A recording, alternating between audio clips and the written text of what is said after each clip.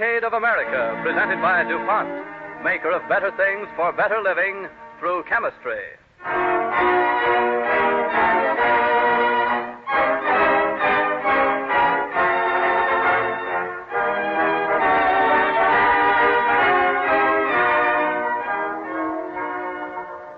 The Cavalcade of America presents Kenneth Delmar in an original radio play by Robert Tallman called The Trials and Triumphs of Horatio Alger.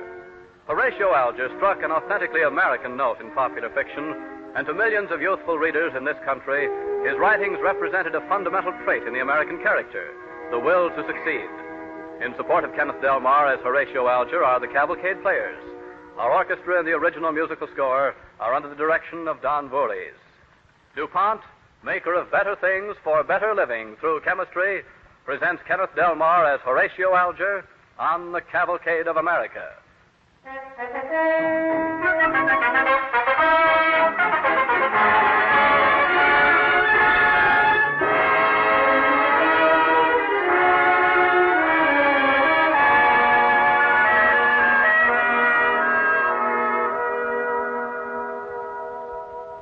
Oh, sir, cried young Phil.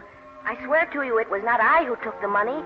It was Bertram, the bully of Bleecker Street, accompanied by a gang of armed hoodlums. The wicked padrone snarled and raised the whip. What matter, sneered he. Julius leapt the to money his feet, is gone. righteous anger quivering in every muscle. I commend you, sir, ordered our young hero, now master of the cruel bully, whom he had caught unarmed at last. I command you to release this lady, and restore to her the property that is hers. He is now manager of the Brooklyn warehouse, and may, if he continues in the paths of virtue, even become rich. For the ragged tramp he had rescued was, as you may have guessed, none other than Otis Fitzsimmons Hastings, the wealthy importer, wearing a disguise. Of such is the substance of over 100 books which thrilled American lads for generations. The books of Horatio Alger, Jr. But little did the boys who read them know that the man who wrote them had his trials as well as triumphs, even as they. For though born into a prosperous home, the lad Horatio Alger knew disappointment early in life, as our listeners will shortly learn. Time to put your blocks away, Horatio. Your father will be returning soon. Oh, please, Nanny, just let me finish this tower. It's the Tower of Babel, and it's going to reach to the moon. Well, all right. But your father will be very cross with me if he catches us. Oh, there's Mommy. I want to show it to her. Mommy! Yes, Horatio. What is it? Look, Mommy, see what I've built. Oh, it's lovely, Horatio.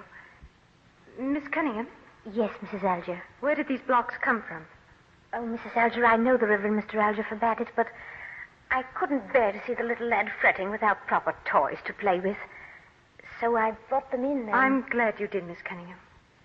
I'm afraid Mr. Alger's inclined to be a little too exacting with our boy. You like the blocks very much, don't you, darling? They're the best blocks in the world. I'm an engineer. Well, maybe we can induce your father to let you keep them. Oh, Mrs. Alger, there's the front door now.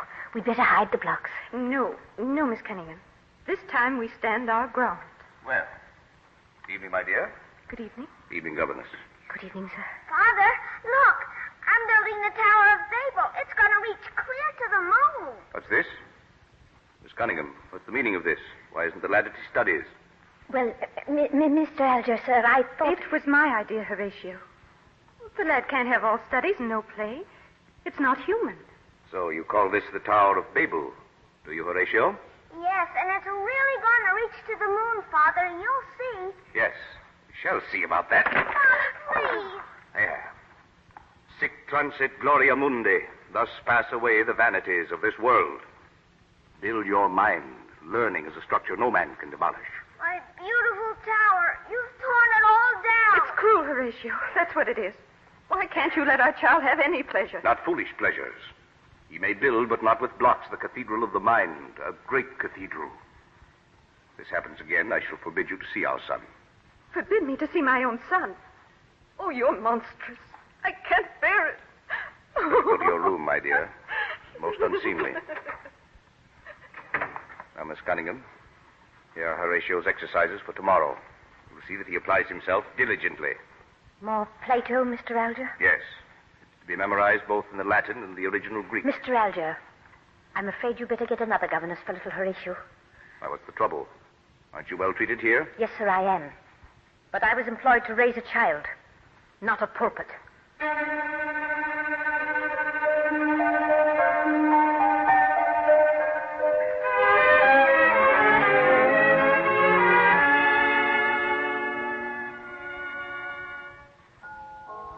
But enough of this joyless childhood.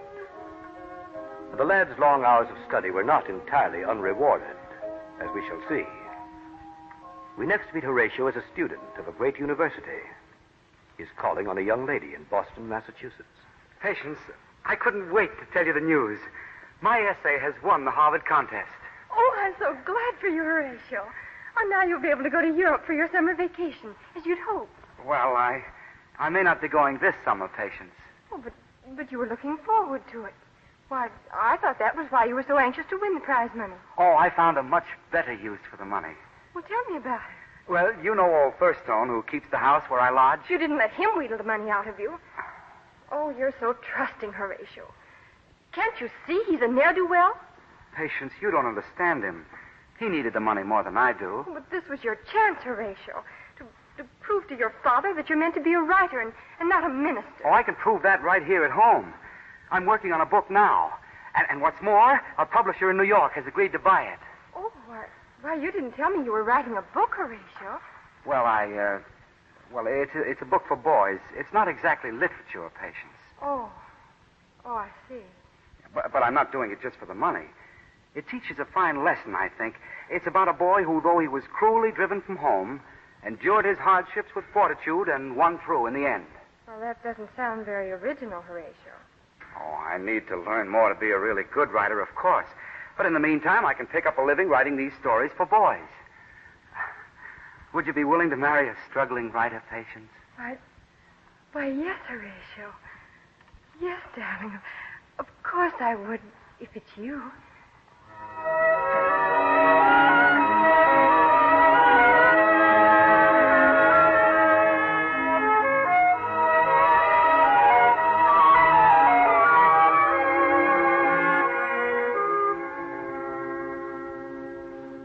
I forbid it, I tell you. I absolutely forbid it. It won't do you any good to forbid it, Father.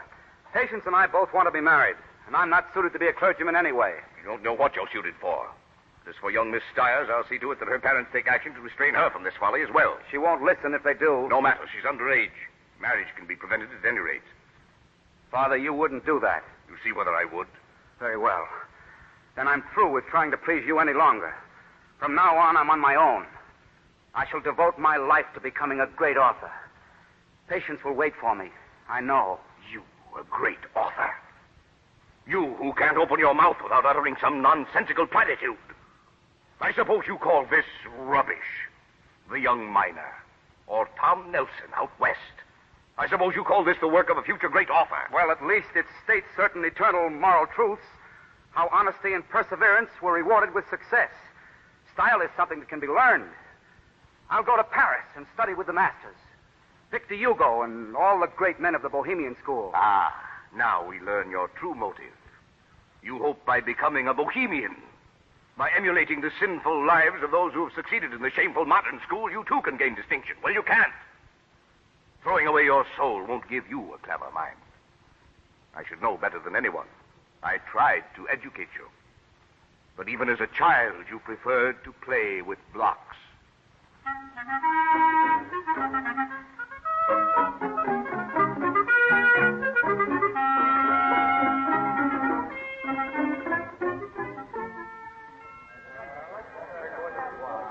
You are enjoying the reception, monsieur? Oh, yes, very much. I haven't had a chance to meet many people. See, I'm all alone in Paris. Alone in Paris? I did not think it possible. Yes. I suppose loneliness is a penalty one must pay if one is striving to master an art. Oh, you are an artist then, eh? Oh, but of course, I might have known the goatee and the corduroy suit. Yes, artist, of course. Well, I hope to be a writer someday. Ah, then we are colleagues. I, too, am a writer. Perhaps you have read me. I am Victor Hugo. Victor Hugo? Why, I've hoped, I've prayed I might meet you. The master of modern literature. Let us not fatigue ourselves with acknowledgments, eh? Well, Perhaps I might be of assistance to you. Who knows? Tell me what work you are engaged in. well, it's still in the formative stage. I mean to construct a large canvas, as large as life. It will be a trilogy, the 3 sections titled Past, Present, and Future. Yes. That will require a very large canvas. Yes. Tell me, you're an American? Yes, how did you know? Because you have big ideas. Europe is too small for such grandiose notions. Go home to America, monsieur. Write just what you see and know and feel about it. It may not be great, but you will never have cause to feel ashamed of it. For your work will be the measure of your audience.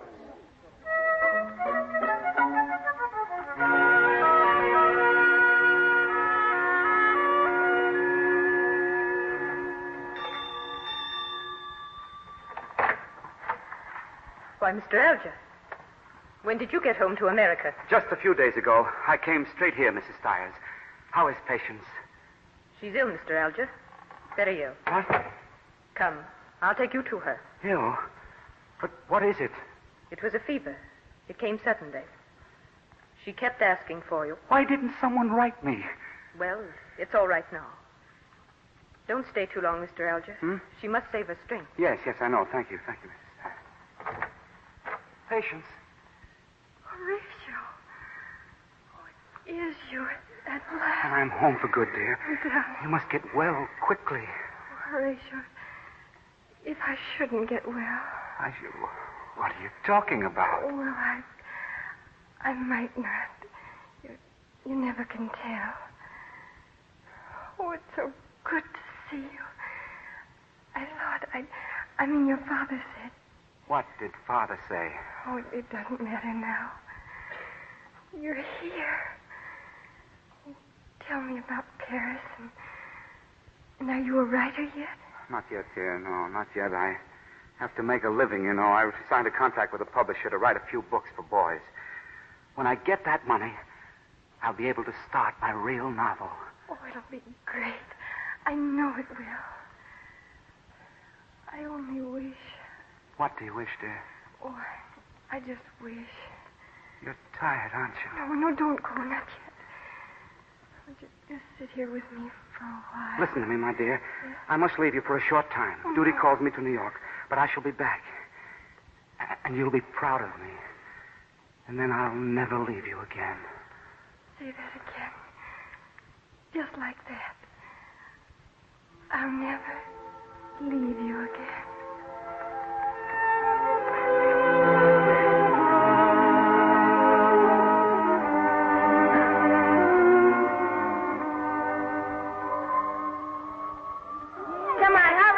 Some more snow. He's swimming out of it. Yeah, maybe we better tie him up. No, just hit him again. That'll keep him quiet. Please. There. That'll keep you quiet. Hey, hurry with that snow. Come here. What's the idea? What are you doing to this poor boy here? Who wants to know? We're making a human snowman. Hey, fellas, A human come on, snowman? snow. What do you mean? Get that snow off that boy at once. What did he do to you? Nothing. He's just a chink. We're hazing chinks today. But why? Why? I don't know. We just Get that snow off him and bring him here to me. Hey, you're not a roll man. We don't have to do what you say. Yes, you do. Here, you come along with me, Sonny. Right, China boy? Why, of course. Where were you born? Mott Street. Well, then you're not Chinese at all. You're an American, just like these other boys. Am I really, mister? Certainly you are. Come along. We're going to get you thawed out. Where's your home? At the newsboys' lodging house. That's two blocks. Well, then you come along with me, Wing. You let me walk right along beside you like white boys? Of course. You're going to walk with your head high from now on, Wing.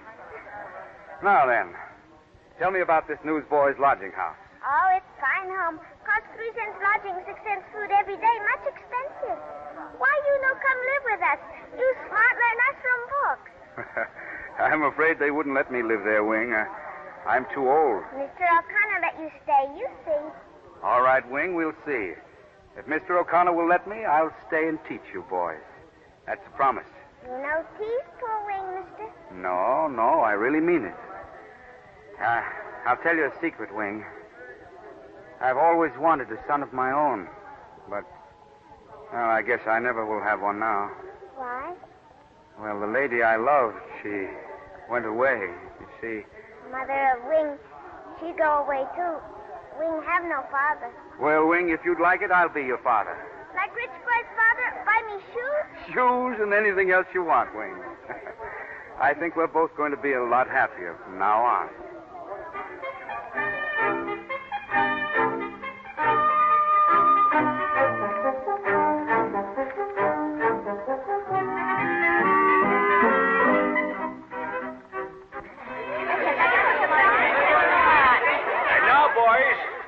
Now listen. I want to welcome back an old friend of the Newsboys' Lodging House, Mr. Horatio Alger. Boys, I don't want to talk a lot because I know you're all waiting to get at that ice cream. I just want to remind you of some of the things I've been telling you right along. There's no telling how far you boys may go, but you have to work hard, study. You want to be respectable citizens, and you want comfort in your old age. When the going gets too hard, just keep thinking ahead to the future. Now get busy on that ice cream. Nice to be home again, eh, Alger? Oh, grand. But where's Wing? I don't see him around. Why, send him on a little errand. He'll hurry back all right to see you. Hey, fellas, listen. It's a fire engine. Hey, come on, let's go out. Come on, Mr. Alger. Don't you want to see the fire engine? Sure I do. All right, Let's come on, go. boys. Hey, look at him. Come with you. Hey, Mr. Alger, there comes Wing around the corner now. Hey, Wing, look who's here. Dad! Daddy! Wing! No, Wing! Don't cross now. Stay there. Wing!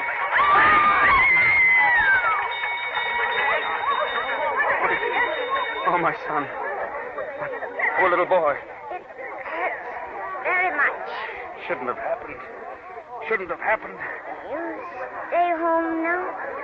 You stay with Wing here. Oh, he's gone, Mr. Alger. Oh, the poor little tyke. My poor little boy. Why, O'Connor? Why does it happen like this? It wouldn't have happened that way in your book, would it? Would it, Mr. Alger? No. No, it wouldn't. Would it?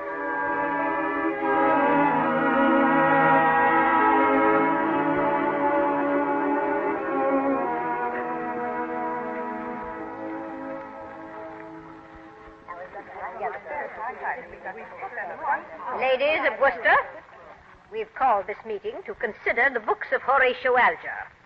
Of course, we know he's insane. Why, he's even moved into a newsboys' lodging house in New York, bagging baggage. Shocking. I never heard of such a thing. Yes, but ladies, what has all this to do with the literary merit of Alger's books? Well, ladies, I must agree with our dear minister. Mr. Alger's personal eccentricities had nothing to do with the question. But what of the literary merit, Mr. Smith? Surely you agree that his style is atrocious? Atrocious? Well, that's an unkind word. Mr. Alger doesn't write for you and me. He writes for schoolboys. Well, is it necessary to have a bad style in order to write for schoolboys? Well, apparently some adults find it readable. In fact, Mr. Elbridge Gerry of New York told me that Alger's book, Phil the Fiddler, was an important influence in the founding of the Society for the Prevention of Cruelty to Children. Seems to me that alone would entitle Alger to a place on our library shelves. Well, ladies, we have heard from both sides now. Shall we take a vote? Yes, I think we should. Very well. All in favor of removing the works of Horatio Alger from the Public Library of Worcester?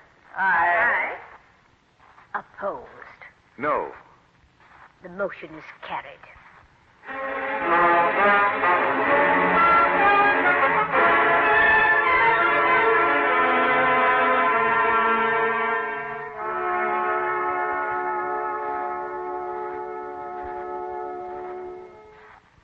Fresh, they say. Not fit for youngsters to read. Now, Mr. Alger, don't let it worry you. As your publisher, I can assure you it doesn't mean a thing. Now, when can we expect the last chapters of Sink or Swim? I'm not going to finish it. Not going to finish it. Alger, have you gone mad? Bookshops are clamoring for it all over the country. The suppression of the libraries has increased the demand. Why, this book will make you rich, I Alger. don't care. Rich. I'm working on a serious book. On a grand scale, like Tolstoy. A real work of art. Well, that's fine, Alger. I'm sure it will be a real work of art, but you've got your young readers to think of, you know. Why, sure. They're begging for a new Alger book. You can't let them down now. Well, I suppose not. But after this one, you've got to let me alone. You've got to let me prove that I have talent for another kind of writing. Absolutely, Mr. It's a promise? Shake. Very well, then. I'll have the rest of Sink or Swim in by the end of the week. Good day, gentlemen. Good day, Alger. Good day. Whew. That was a close one. Certainly was. And make out a contract for his next one before he changes. Funny thing how these popular writers have delusions about their own work. For his sake, I hope he'll never find the time to write that great novel he's always talking about.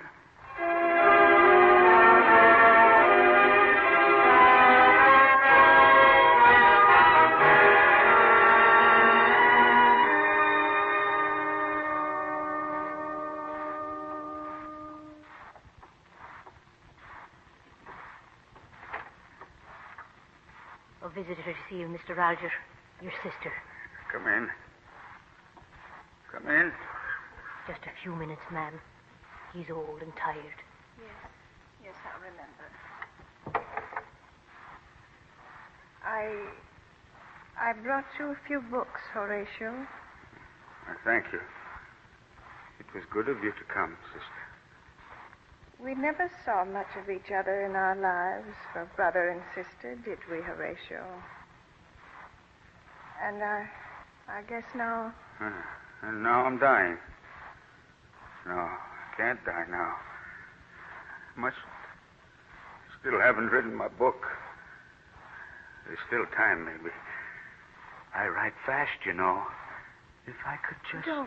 Don't fret yourself, brother. Just try to read. There's so little time.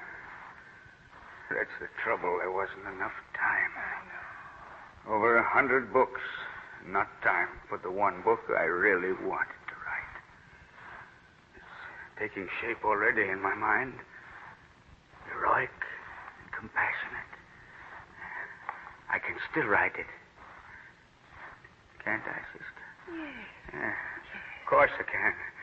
They'd only bring me pencil and paper. So I could really write. There, Horatio, don't take on so, darling. You've written enough.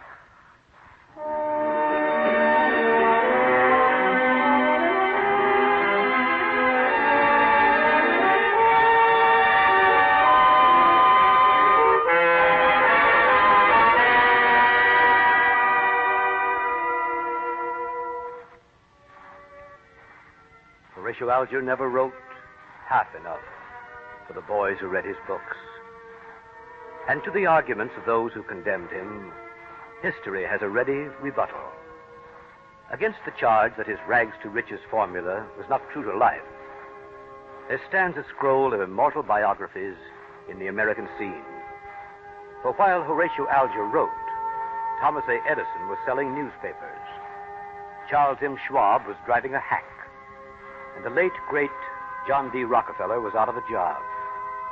Yes, Horatio Alger was simply telling the old American story that is forever new.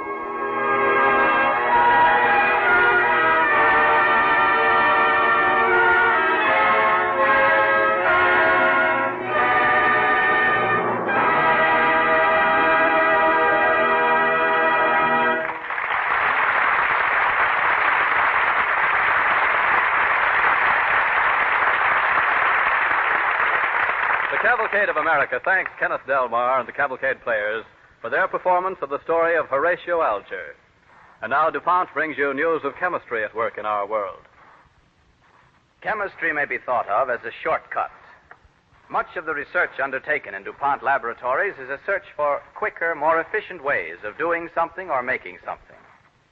For example, the winds and weathers of nature, if we wait long enough, will keep a farmer's fields in good condition. Lightning will manufacture nitrogen, and rain will carry it into the topsoil. But because the chemist has learned a shortcut, the farmer can give his land the nitrogen it needs by buying a bag of DuPont Uramon fertilizer compound without waiting 1,000,000 years. 1,000,000 years is too long a time to wait. Or take another example. Nature gives us linseed oil. On exposure to the air, linseed oil forms a tough film, and it's good for mixing paint because of this film. It dries reasonably well in 3 or 4 days. But 3 or 4 days is a long time, too. Can't we invent another film that will dry faster? Asked the DuPont paint chemist. And today, thanks to paint liquids created by man, we have Duco lacquers and Dulux enamels that dry in a few hours, even in some cases a few minutes. Sometimes we shortcut our way to something merely pleasant or attractive, or if we're fortunate, beautiful. The compounds we call plastics have long been known in nature. Nature gave us amber. Resin from the bark of trees, hardened through the centuries, was gathered carefully and sold for high prices as a semi-precious stone, although it often contained dirt, pine needles, even insects locked away in its transparent prison. The modern chemist gives us pyrrolin, plasticele, and lucite plastics, more beautiful than natural resins can ever be. Pyrrolin, ranging in effects all the way from tortoiseshell to mother of pearl. Lucite, looking as cool and clear as the water of a mountain spring. The rich, flashing colors of plasticele. Here are jewels more brilliant, more lustrous than jewels in nature. And anyone can afford to buy beauty in plastics thanks to a chemical shortcut. Then again, a chemical shortcut whisks away almost overnight the drudgery of centuries. The wearisome business of carding and spinning yarn out of wool used to keep the pioneer women in their log cabins up half the night. The fleece had to be washed and carded by hand, and the fibers laboriously twisted together on a wheel. Today, the chemist makes nylon yarn from coal, water, and air, and rayon yarn from cellulose by liquefying it and forcing it through jets in cups called spinnerets. The finished yarn can be made shining and lustrous or dull. It can be given any desired thickness, any number of filaments. Chemical shortcuts that improve on nature give us, in the words of the DuPont pledge, better things for better living through chemistry. And now the star of next week's program, Anne Starrett of the Cavalcade Players. I had rather not live than not be the daughter of such a man. We are listening to the words of Theodosia, the daughter of Aaron Burr, whose glowing story we bring you next week. Aaron Burr was an erratic genius whose mad dream of empire rocked the foundations of our young republic. But beneath its fateful folly, the tender devotion of his daughter Theodosia is one of the great stories of loyalty in our history. That story we bring you on next week's Cavalcade of America.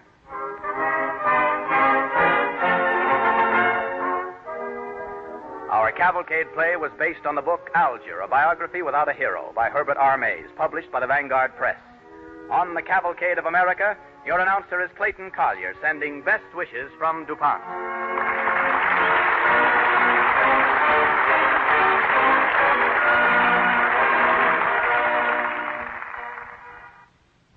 This is the National Broadcasting Company.